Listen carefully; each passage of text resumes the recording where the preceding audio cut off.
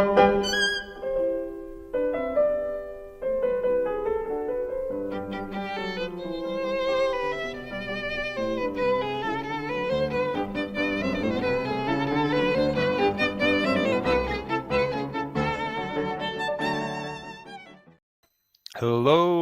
and welcome to the Scallywag. This is our first episode, and we have had several technical difficulties, Look, there's a including little red box in the corner that says live, Jonathan. Look at that. I wonder what that indicates. Maybe it indicates that we're live. about being live. Yeah, instead of Yeah. talking for 50 minutes without actually going live, But Hmm. at least we did this, when we have zero audience and zero viewers as compared to, the tens that we potentially can have one day. Teaming Yes. with singulars. Yes. So we have been having some interesting discussions as in regards to Lent and other things, but maybe we should give a quick introduction of what this channel is all about. So we are talking about nothing in particular of a Catholic variety, and of the things that we discuss, we guarantee that none of it will be beneficial, or at least only sort of incidentally beneficial to your eternal salvation. As we like to say, you will receive your reward in purgatory for the time that you spend on here, whether or not it's for good or ill. Yes. So, are you joining your Lenten beverage? I am enjoying my Lenten beverage, but I'm almost done enjoying my Lenten beverage for some reason. I'm completely done my Lenten beverage. I was just saying that this is more of a communist beverage. From our local co-op from Western Canada.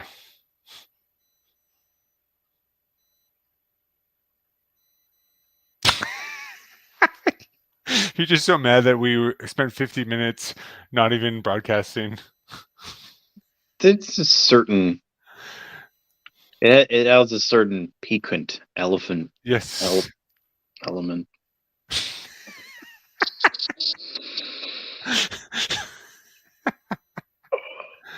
Well, it's a piquant Lenten discussion, James. Did the last bit, at least the audio, get recorded, or is that just all?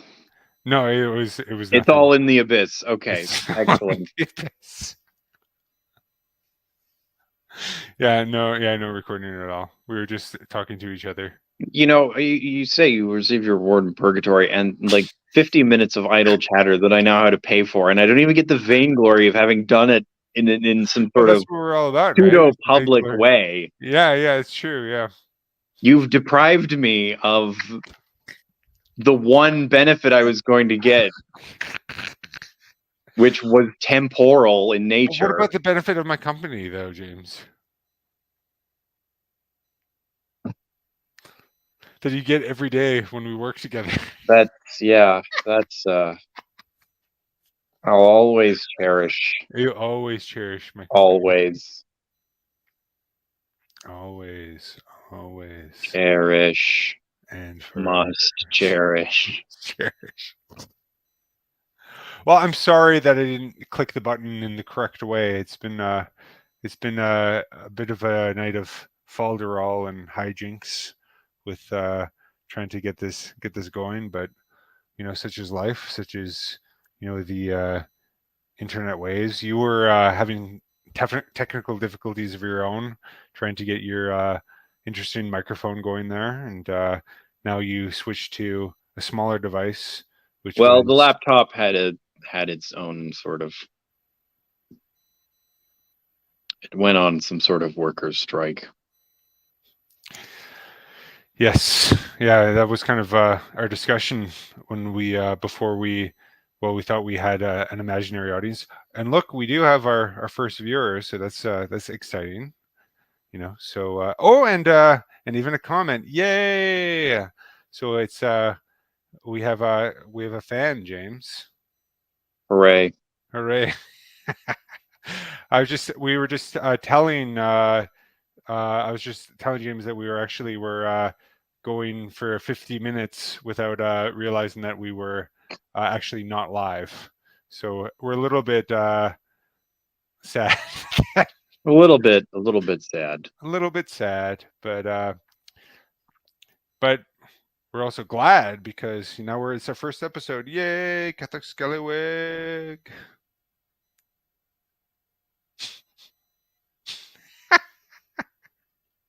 Do you have any more topics lined up? I don't think I can rehash the old ones with the same relish.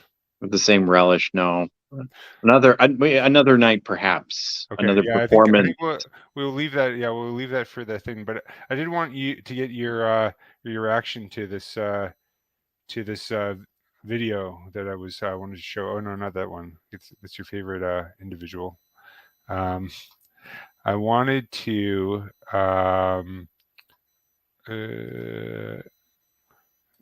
share my screen and show you this video, which I think is a great embodiment of the spirit of democracy. So I'll just cue this up.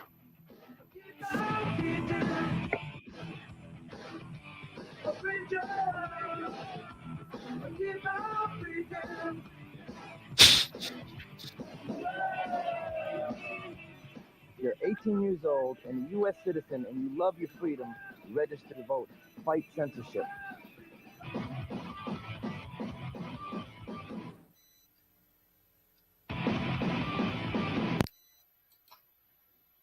Democracy now. I really wish I had a time machine and I could show that to the founding fathers. Well, maybe even like Pericles. Also, Pericles. What's the to Pericles? Democracy. Who's the fellow who wrote Democracy in America? It was de Tocqueville, Alexis de Tocqueville. De Tocqueville, yeah. I'd love to show that to him and be like, so you thought that was a really cool idea. Let me just spoil your fun here.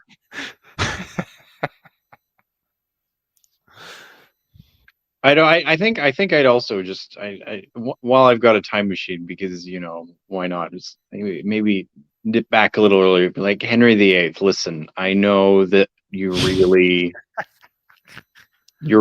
into Anne Boleyn, but you just got to take one for the team here, because this is, I got to deal with this all the time. This sort of the general. This is too much. General ambience, yeah. You kind of do this. This is kind of your fault. Let's just cross your legs and let's keep it together.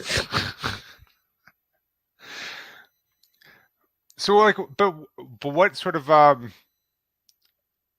mean, do you think that he's like the I suppose in the English-speaking world, he's kind of the Parliament has the authority that it does because of Henry VIII, basically.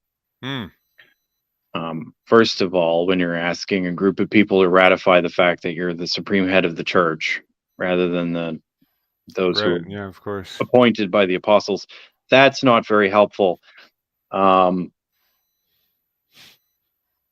he and Hilaire Belloc points this out very nicely in his biography of Charles I, which is that he really opens the door for the revolutions that you see in Parliament by eliminating the church, taking all their property, dumping it off on a newly rich class, who then proceed to object to being governed,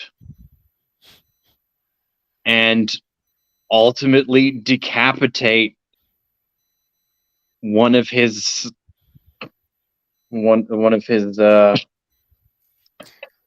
I mean, there were temporal leaders who stood up against the church all the time before. I mean, like Yeah, but they especially didn't like confiscate all their property and have them executed and then say that they were the supreme head of that church.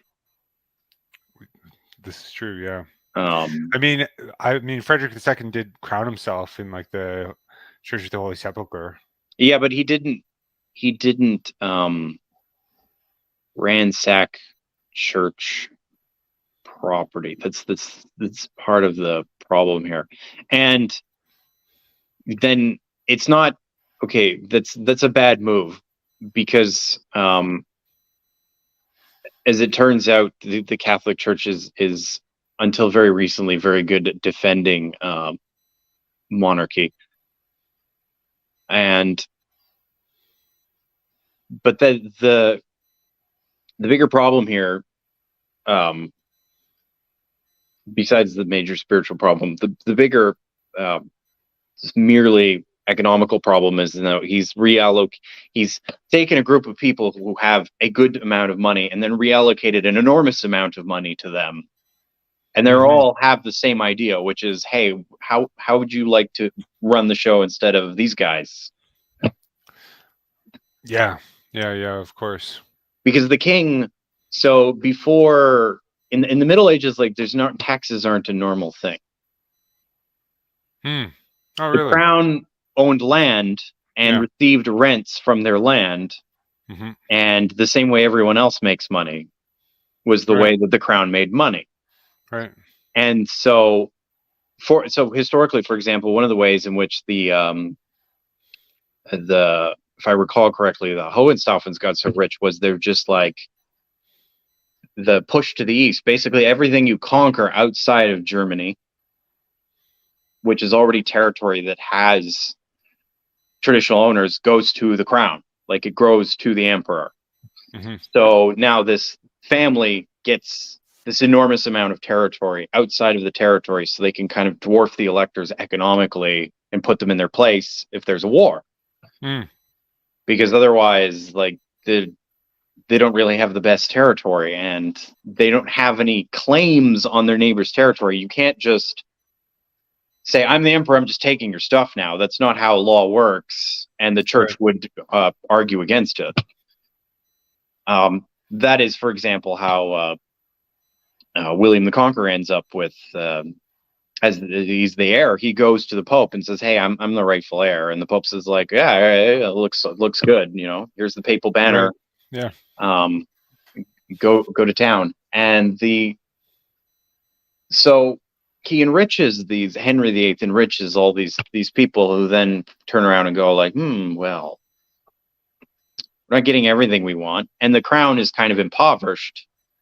They're spending a lot of money, more money, because of the modern age. They're spending a lot of more money than they did historically, and so taxes were something that you required Parliament in order to levy.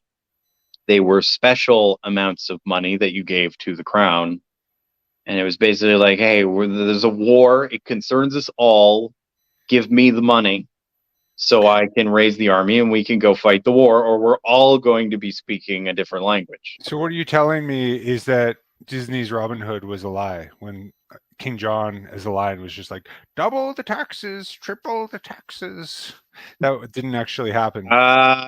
Yes and no. So when someone comes to you for taxes, there are two types of taxes. There is a tax that would go. The poll taxes were very rare, though. It'd be very unpopular because literally every single person would be paying a poll tax. But Like what is that? when Just like you, is that just like a flat tax? it's per person or something like that. Right. But when you tax a baron, where do you think he gets the money from?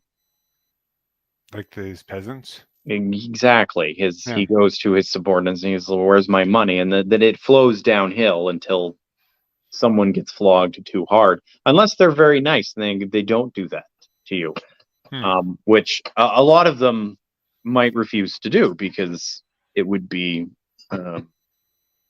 unchivalrous and disgusting to do that To do to what? Sorry. your underlings, and so Oh, they right. Yeah. wouldn't do that sort of thing. Yeah. but the taxes, there started to be a lot more taxes, and Parliament realized that the king needed them to do whatever he wanted, and so they should get to have more of a say all the time, thus Right. leading to the English Civil War, which gives us closer to what our modern parliaments are like. So like kind of like the like Tolkien always called himself like an anarcho-monarchist, and so there is kind of like a there is sort of like some sense behind that appellation then, like, is because it's like, because it would be sort of not anarchistic, but it would be without having sort of like centralized taxes, like in a modern sort of parliamentary monarchy, that you wouldn't Yeah, have well, the same level of control. but centralized taxes come from that breakdown in traditional monarchy in the first place. Right. And that's, I think, I mean, and then you can see them kind of progressively creeping up on us, like income tax that was only implemented in order to pay for World War One. Do you think we paid for it by now?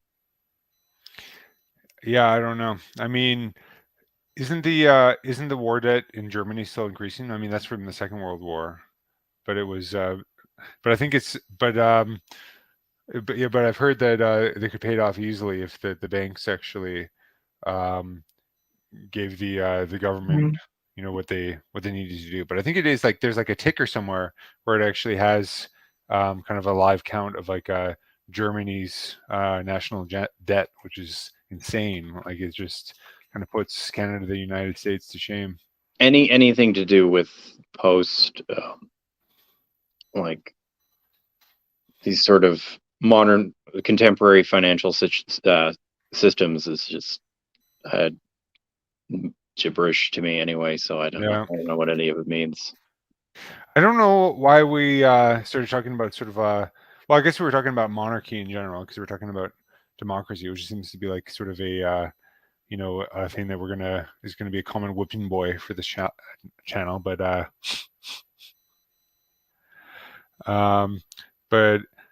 yeah, I don't know. Like I also had sort of as one of the topics in the description about are we permitted to criticize the magisterium, and why aren't we criticizing the magisterium more? Are we permitted to? Well, let me share the clip again. You're permitted to criticize them on I think anything that isn't dogma. I mean, Let me bring up a clip that we kind of shared earlier that I think will kind of like highlight what we were talking about earlier, and just I think it's we can kind of do a react to that, since React content is popular these days. And you can kind of share your take on this. It's just. So here's the question. Let's suppose you're right. Shouldn't you also be angry at Francis so frequently speaking in a way that leaves him open to being misrepresented? Here's the problem with what you're saying. Say that about Jesus. Say that about Jesus. Jesus said, no one knows the hour, not even the Son. Was he ambiguous there? Should he have clarified himself? Was the problem Jesus, or is the problem us? That's okay. So aside from the bit I said earlier, where Jesus always well, we didn't have an earlier. We weren't live then. No, our Lord always clarifies where there's a fact of misrepresentation. We had this discussion, despite the non-liveness, the brilliant philology of the 20th century, being much better at Greek than the people who spoke it.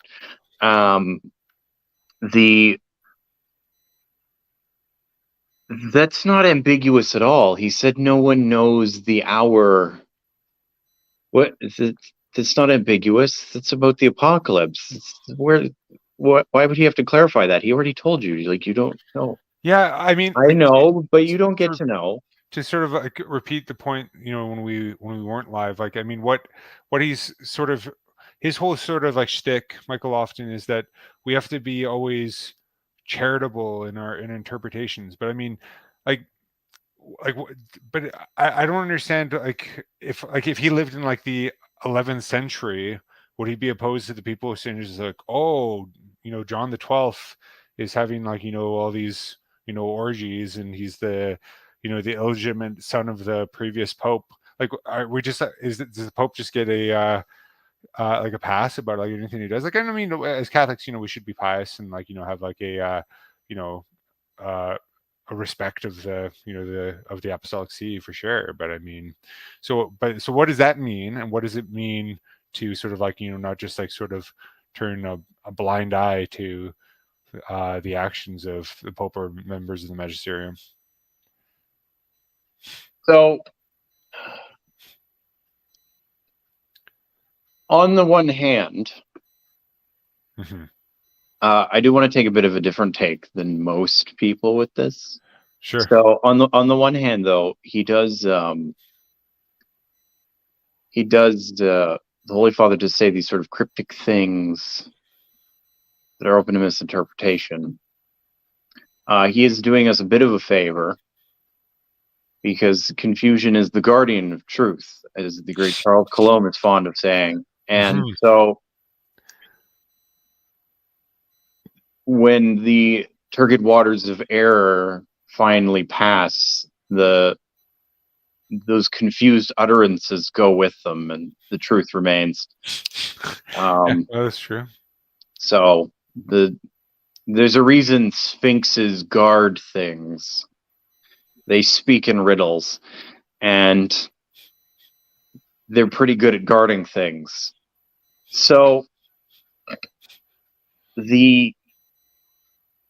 that's the advantage of the lack of clarity. The other thing to keep in mind with the lack of clarity is that the majority of people who are going to him to ask him questions that he gives these bizarre, unintelligible answers to are the kind of people who, the very least of what they want, really, the very bottom of their list, is a bizarre, unintelligible answer. But what they want is a blunt contradiction of Christian tradition. Yeah, I mean, Like, that's for no one shoves a microphone in his face on the papal plane, like seeking the font of orthodoxy to learn how to amend their lives. Like, well, yeah, that's true. Yeah. journalists aren't, they're not honest. They're not in this to, they're there to maybe get like a little thing that they can turn into some gibberish Well, for that's like their what happened with Pope institution. Benedict. We've talked about this before, like about like how someone asked him, it's like, well, are there any like, would there be any sort of like acceptable uses of contraception like ever? And it's just like, and then he got into like his like theologian mode, which is just like always like danger zone. Like, he needed to have a better person on his PR set, because he said it's just like, well, I suppose like hypothetically, and then you're talking about this elaborate situation about like, like a male prostitute in a prison, who has shows some sort of like moral sign of moral progress by using contraception than not, since it's not fruitful anyways. It's like, no, just say no, never use it ever. Just like that. Just like, yeah. Or just respond with another question. What is contraception? Oh yeah, this was a good fallback as well. Well, you can always pretend to not know what the words that they're using are. That's fun. That's an enjoyable tactic. I've done that with scam callers before. Right. You'd be surprised how much endurance they can have in the face of sheer incomprehension. Yeah. How did that go? Hope springs eternal in the human breast. He hung up on me eventually. Right. But so I'm in that way. I mean, it's sort of frustrating if you're paying attention and you're hoping that the Pope will stand up for something.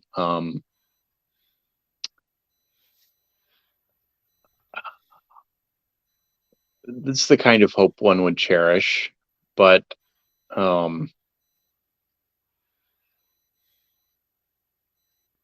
anyway,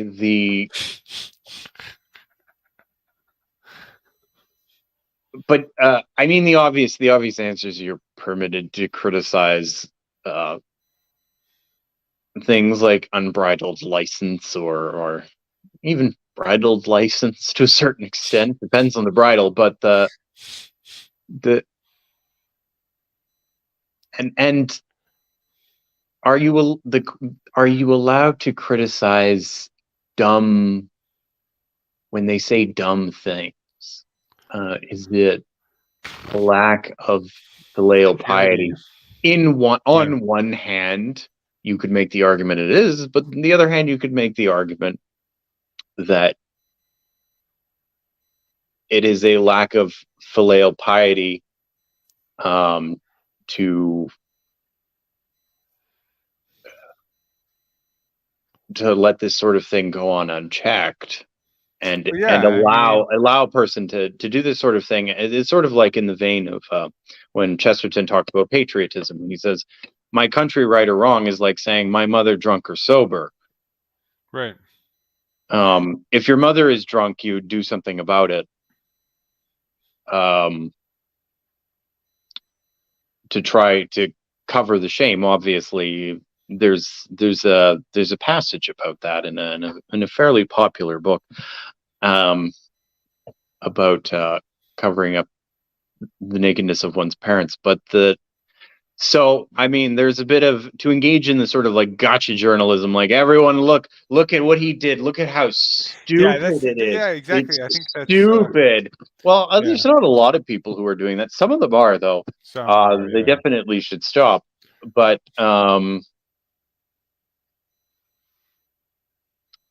you would go first, and then like, hey, you really shouldn't do this. Now the question, but the question of like, okay, you tell them that they shouldn't do that, and then they just spit in your face. Well, I know. I mean, like that's kind of the irony of this is that they always talk about like going back to like an earlier day when like the church was less centralized and stuff. It's like, but do they actually want that? Do they actually want people who actually criticize them and tell them what they really think? I mean, That's not happening. Do they really want to have like sort of like a kind of like a lay sort of like element like in the early sort of patristic days when like they could actually like say is like, no, we don't want this pope, we want another one? Like do they actually want that? Like they kind of it seems like they pretend that they do, but I don't know if they actually do. They're not keen on it. They keep talking about it, but the stuff that they're doing is going to lead to it happening. That's the ultimate irony. Is the sort of you never want to get into a game of we'll see who has the power around here, because that's when you're at that point, it's never a good point to be at. No, everyone just peaceably going about their duty is much better than a power struggle. Yeah, pretty soon you're gonna have to start charging the cardinals like rent for their room and board at the Vatican grounds and stuff like that. It doesn't seem like it's a good situation when it kind of comes to that. I mean, because I mean, you pointed out, like, I mean, they're required to be there. I mean, it doesn't.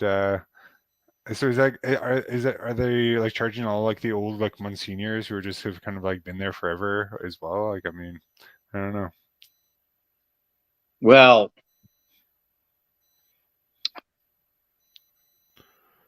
I'm not there, and I don't know any of them, so I can't tell you what's going on. I just it's a bizarre situation. It seems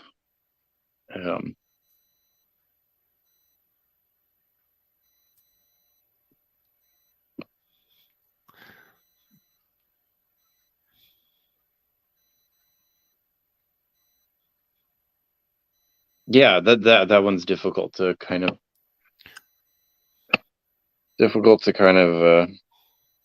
figure out.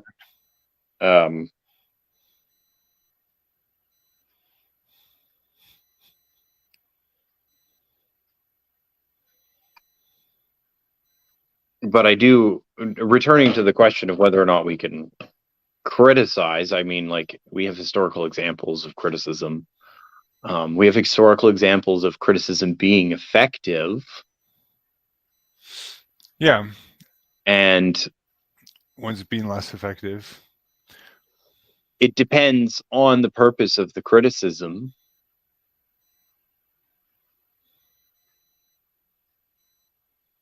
Yeah, I mean, it's probably not the most edifying thing to just sort of like to try and, use to monetize your YouTube channel or your media outlet.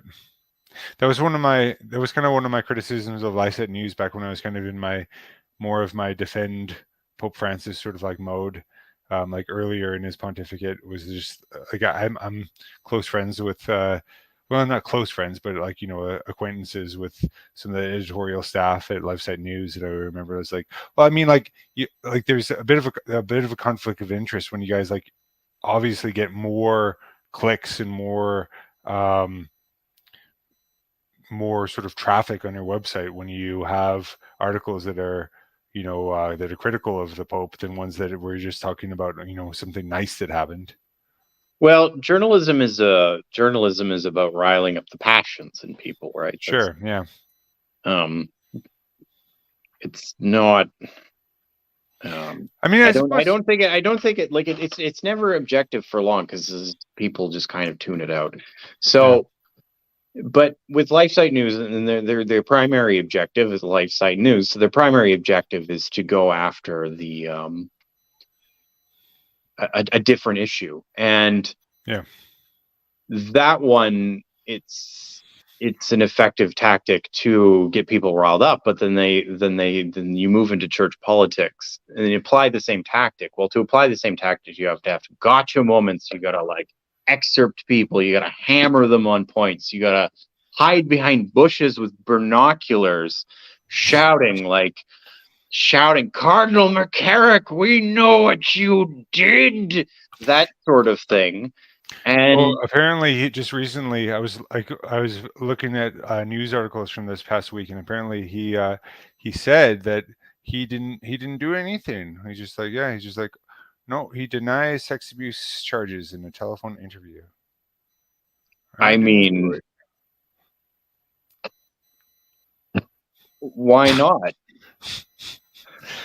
Why would you if you were like caught red-handed like that, like why would you admit to it? You just be like, this has never happened. What are you talking about? Like, you might as well, like.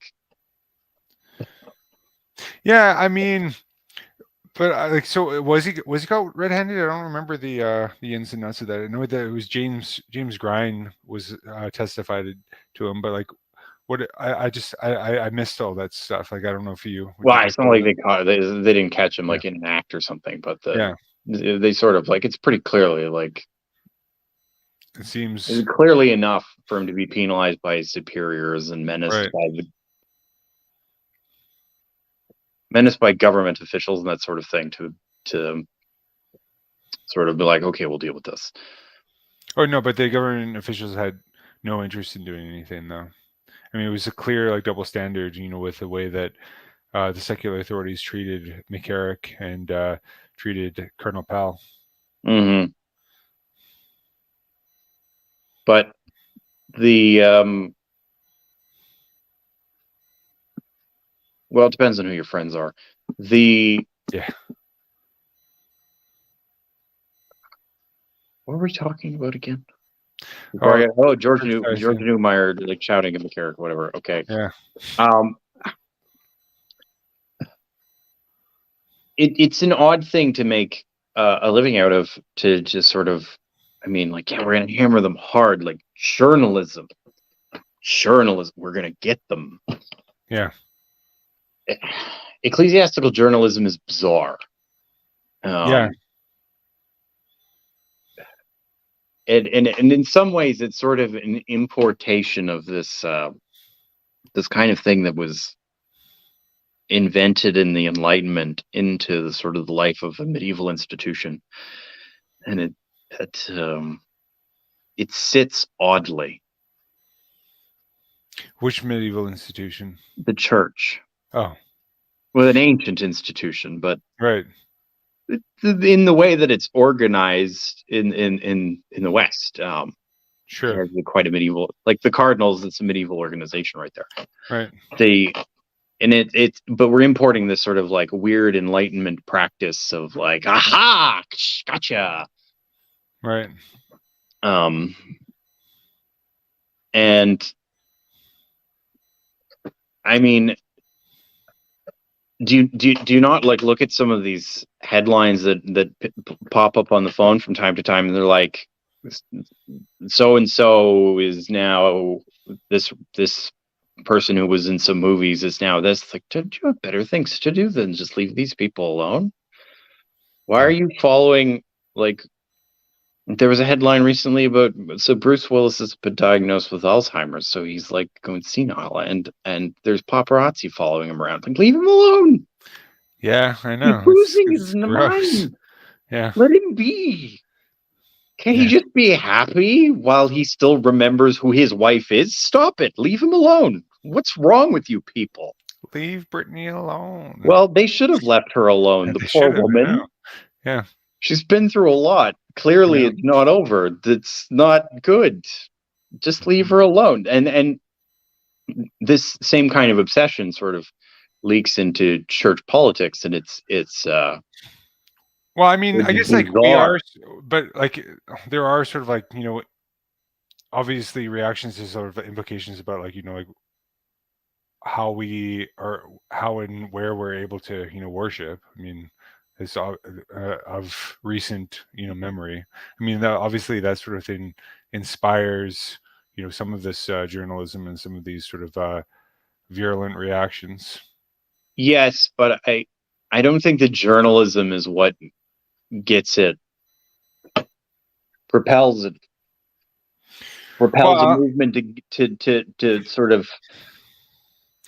I don't think the journalism is what pushes it forward. I think that it's thought of as one of those instruments for pushing it forward, but I don't think that it actually accomplishes that task.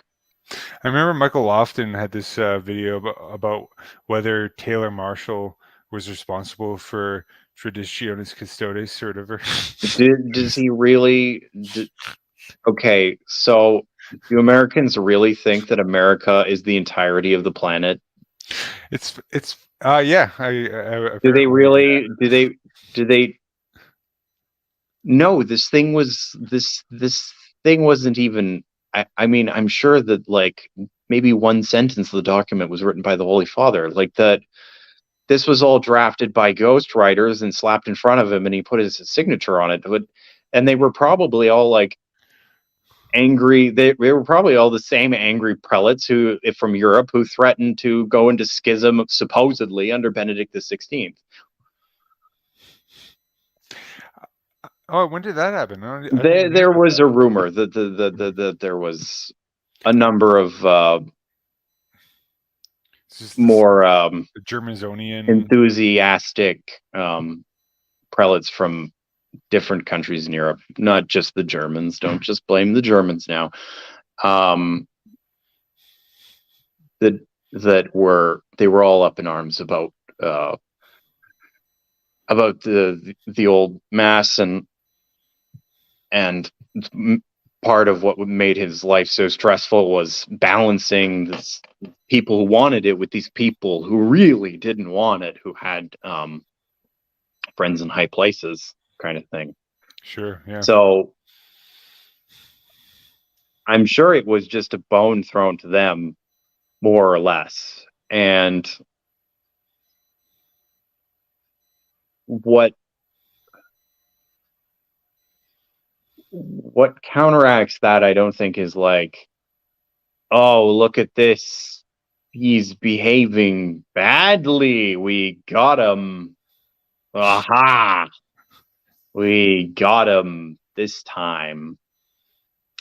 It's not as but I don't think it was like, oh, look, this one American makes clickbait videos, and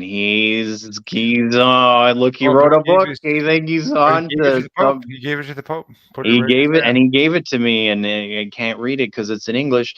That Yeah, they it's a weird. Yeah, it's a weird like, thesis. oh, this is the world. I got him now. Like, there's other concerns going on. Certainly, there's prelates in America who are happy to use this as a trench shovel with which to strike the backs of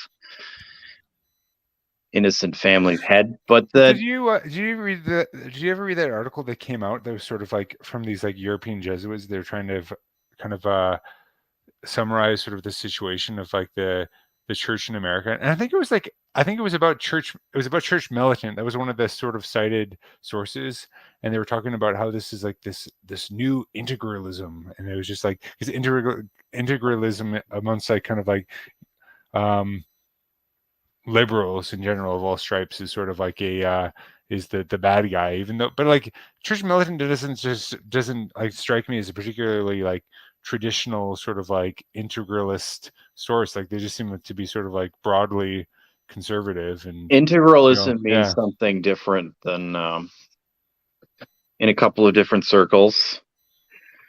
During the lifetime of Pius X, it was sort of the traditionalist movement of the time. And there were groups of people calling themselves integral Catholics. Oh, sort of And like this was causing issues. like Action Francais or whatever. I think so. Yeah. Yeah. So it means something a little bit different In Europe. to the Europeans, because Right. then of course these Jesuits getting the turn down the pike, getting the term, and they're sort of like, oh well, they're that thing. It's sort of like if you accuse anyone who's excessively censorious and pietistic of being a Jansenist. I'm sure that they do not fall into the error with respect to the nature of grace and free will that the Jansenists do. But you're like, he's gloomy and he wears black and he carries around a human skull everywhere. He must be a Jansenist. Where he may have perfectly orthodox opinions about the nature of grace and free will, just being the unpleasant human being. But these Jesuits are probably like, anyone who's traditional is an integralist because we didn't like them. They were bad. They were bad. But it seems like it's weird though, because it seems like it goes back to like the sort of the whole sort of like involvement in sort of like secular affairs is kind of like a bit is a weird kind of integralism. It's a weird sort of a dynamic of like sort of entering into sort of like secular domain, but in sort of like a in a way that it shouldn't be. Like like I mean like that like conservation or whatever, and environmental policies. Well, man is a political animal, so you're not separating politics from religion. That's silly. Well, sure, but so it's the church and churchmen are gonna have a say. It's a bit of a branding game about like, no, they're the ones who want to rule you with the Inquisition. Well, there's a bit of an Inquisition on the other side, and they'll try to ruin you with their own Inquisition. So, right. My friend Matt and I, we were visiting one of Canada's famous receding glaciers, and we were thinking about just like doing sort of like a kind of some penitential procession, and like kind of like it had like these little signposts at like each of the years where the glacier was, and we could kind of do like our way of the cross or our way of the glacier as it receded in the devastating wake of man's interference. Even though it was like receding, even though like the earliest point was like from like the 1850s, or it was pre, or I think it was even before that. I think it was like pre-industrial revolution. All that heavy breathing.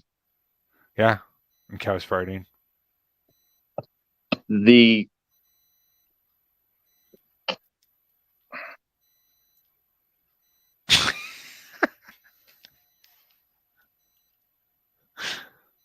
I mean, the gotcha journalism thing doesn't help, but it doesn't help. But it's a sort of, I think it's distasteful.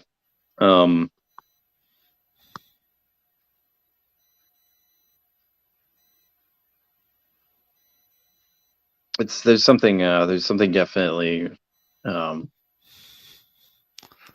distasteful, but it is sort of reeks of, actually even further earlier than Enlightenment. It reeks of that sort of Protestant pamphleteering, like I got you on the pamphlet here. You know? Oh yeah, sure. Yeah, I'm sure there was a lot of that. I mean, you know, the some of the earliest Protestants were famous about doing that and nailing it to doors. But I think people feel like that if they don't go in for these armaments, then they're not armed with anything. But I don't Sure. think I don't think like hard hitting journalism is really what's pushing forward the so-called movement for the desire to return to traditional worship in the Catholic Church. It's Oh no, yeah. You mean the desire other is, side, yeah. I No, mean, it's like there's people no, show up and then they find out about these things. Usually that's the way that it goes. yeah. I mean, like that's kind of the thing about the Latin Mass that I always found really attractive is that it's kind of like the least entertaining thing in the world, you know. And I think that's kind of what and I think it just kind of speaks for itself. Like it doesn't have to be advertised or yeah. It's very yeah, it's very sort of like the opposite of sort of some of those like more grotesque instantiations of the quote unquote new evangelization, you know, where you try and make everything sexy and It's exciting. I'm so glad that it's not exciting. That's the best part about it.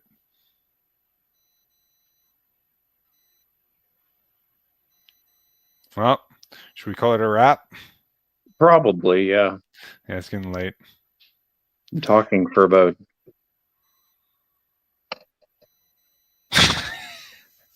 47 minutes. double that time. Yes. I think more, because I think we had gone like a full 50 minutes before I finally hit the red button. Yeah, and then there was the part where I punched my laptop computer. I know they missed all the peoples missed that, you know, all the drama viewers. All right. Well, this is the Catholic Scallywag signing out.